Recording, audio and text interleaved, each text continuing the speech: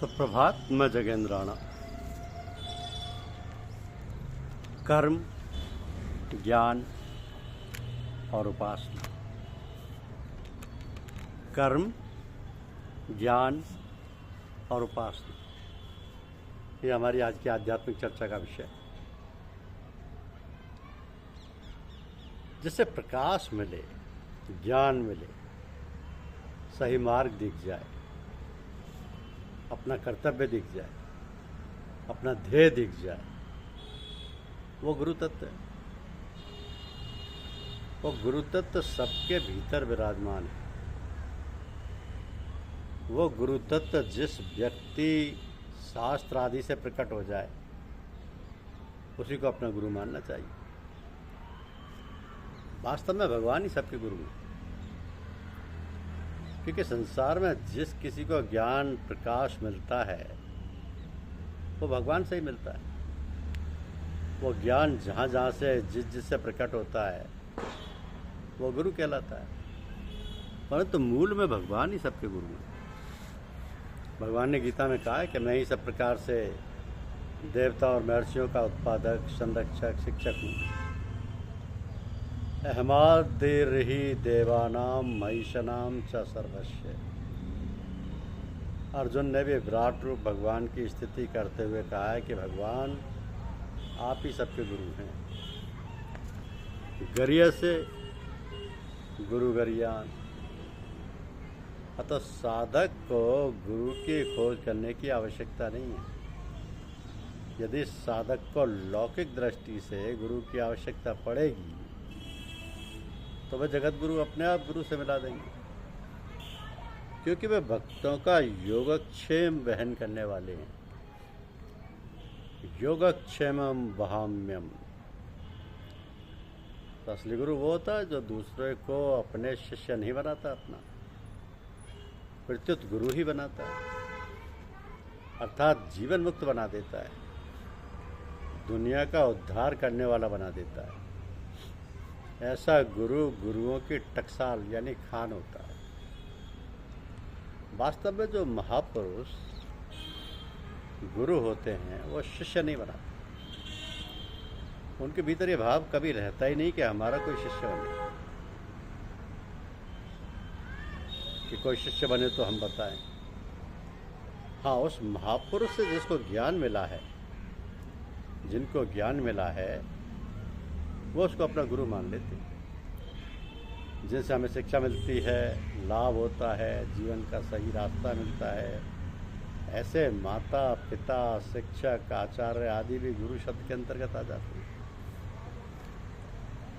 तो मनुष्य किसी को गुरु बनाकर कहता है कि मैं सगुरा हो गया हूँ, अर्थात मैंने गुरु धारण कर लिया, मैं निगुरा नहीं रहा, और ऐसा मानकर वो संतोष कर लेता है तो उसकी उन्नति में बाधा लग जाती है। कारण कि वह और किसी को अपना गुरु मानेगा नहीं, दूसरों का सत्संग करेगा नहीं, दूसरों का व्याख्यान विवेचना सुनेगा नहीं, तो उसके कल्याण में बड़ी बाधा लग जाएगी। वास्तव में जो अपना कल्याण चाहते हैं वो किसी को गुरु बनाकर किसी जगह अटकते नहीं, फिर तो अपने कल्याण के लिए जिज्ञासु ही बने रहते हैं। तो जब तक बोध ना हो तब तक वो कभी संतोष करते ही नहीं। इतना ही नहीं, बोध हो जाने पर भी वे संतोष नहीं करते, फिर तो संतोष तो अपने आप आ जाता है। ये उनकी लाचारी है। तो पुराने कर्मों से प्रारब्ध जो फल मिले, पुराने कर्मों से प्रारब्ध से जो फल मिले, अनुकूल प्रतिकूल परिस्थिति आए, उसमें तो संतोष करना चाहिए। पर आगे नया उद्योग करने में, परमात्मा की प्राप्ति करने में कभी संतोष नहीं करना चाहिए।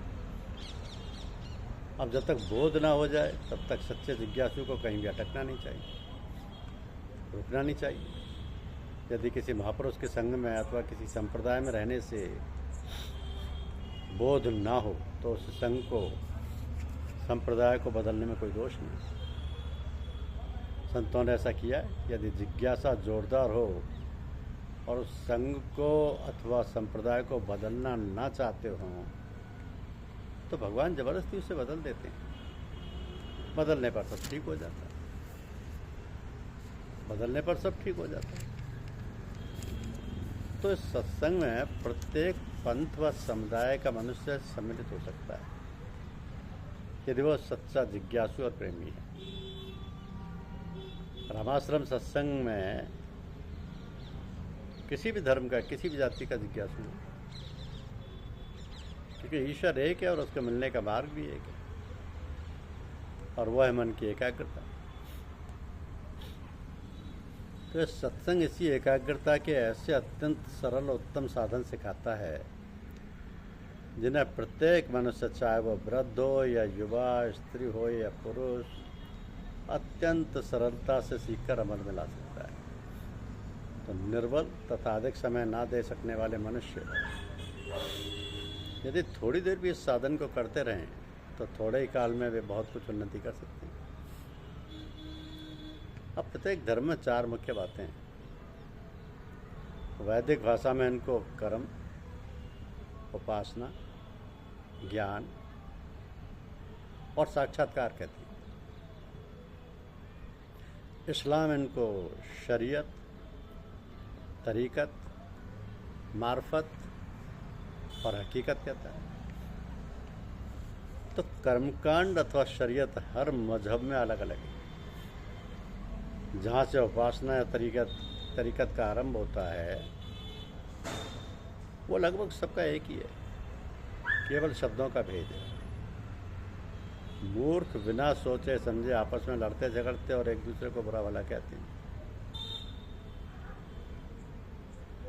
तो शुभ कर्म हमको स्वर्ग तक ले जा सकते हैं, इसके आगे उनकी पहुंच नहीं है। यदि ईश्वर प्राप्त की इच्छा है तो कर्मों के साथ साथ उपासना और ज्ञान का अधिकारी बनो, तब काम बनेगा, वरना यही चक्कर खाते रहेंगे, अनंत सुख व शांति प्राप्त नहीं हो सकेगी।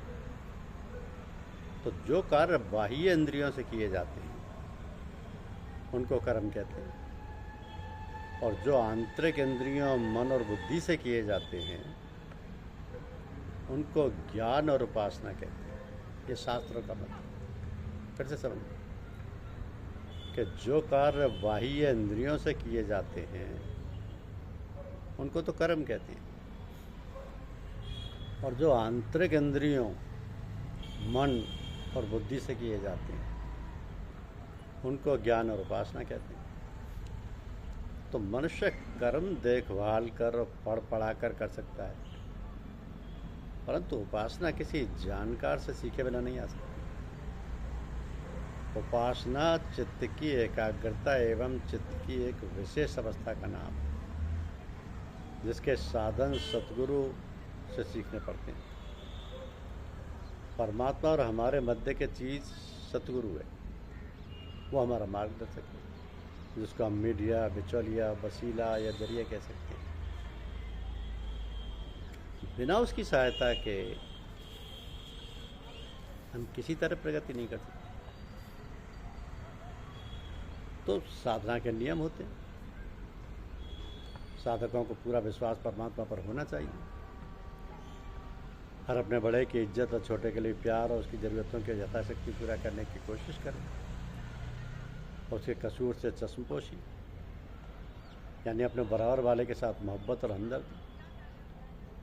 अब जो लोग विरोध पर आमदार हैं उनसे बचाव और बेपरवाह, नफरत व नुकसान पहुंचाने व बदला लेने की कोशिश नहीं करनी चाहिए। हर एक आदमी के ऐप को हमेशा छिपाना चाहिए, और किसी का भेद अगर मालूम हो तो बिना इजाज़त कभी जाहिर नहीं करना चाहिए।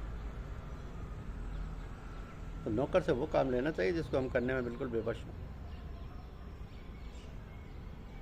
नौकर या मजदूर सहायता के लिए, ना कि ऐश्वर्य या शान शौकत के। मजदूर की मजदूरी तुरंत देनी चाहिए, उसमें बुलंदी और उदासीनता दिखाना असभ्यता है। अपने बच्चों को धार्मिक शिक्षा अवश्य देनी चाहिए। अपनी पत्नी को किसी प्रकार अपने विचारों का बनाने का प्रयत्न करना चाहिए। जहाँ शराब और नशा के साथ नाच रंग की महफिलों वहाँ यथासंभव नहीं जाना चाहिए।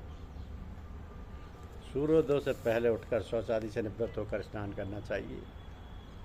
यदि सूर्यकाल सूर्यास्त के पश्चात संध्या ध्यान करना चाहिए तथा रात्रि को सोते समय प्रार्थना करनी चाहिए।